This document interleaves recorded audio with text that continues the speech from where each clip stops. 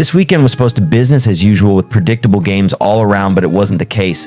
After the dust settled, Man City has the top spot. From past seasons, we can all assume the race over.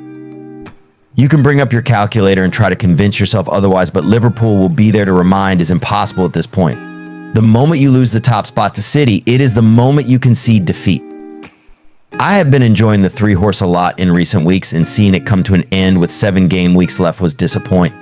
Let's get into this game. Arsenal had defending in two forms. They pressed high and held to it when they could. They pressed in a 2-3 shape with a winger joining the midfield in a narrow shape. Sometimes fell into a 4-4-2 mid-block shape when Aston Villa pushed up to them. They were in control in most of the first half, but it was tit for tat in the second half. In possession, they built around a pivot with either Zinchenko or Odegaard joining in. Odegaard was by the best player on Arsenal's team. His influence on attack was just a chef's kiss. Arsenal kept up with their wide right side triangles to play cutbacks into the box.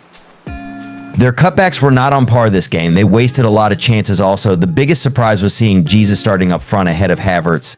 The numbers favor the Gunners whenever they start Kai up front.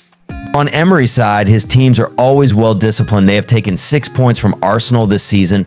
They kept it tight at the back, and Carlos was very good this game. His team revolves with pressing into two cascading shape depending on where the ball is. Sometimes they fall in a mid-block to keep the shape intact. Villa went direct to Watkins to lay up for the second ball to latch on. They bait an Arsenal deeper with 2-4 split center back shape and spring into transitions. Villa hit the post twice in the game and managed 2 late goals. They kept the game from Arsenal and got the deserved win. It is a good result for them to secure Champions League game. It is such a shame to see how this incredible Arsenal team fell, but for Emery's Villa, they put in a shift and took home their spoils of the war. They have a lot at stake also with Spurs on their heels for the 4th spot. It is looking like Europe coefficient won't be adding another Champions League slot. They took their chance when Tottenham fell, and it's a big credit them. They lost a few key players but aren't ready to throw in the towel just yet. For Arteta and his men, they failed to deliver, and deep down they know the league is over for them. Who knows, maybe next week we'll have a different story to tell with Pep City on their knees.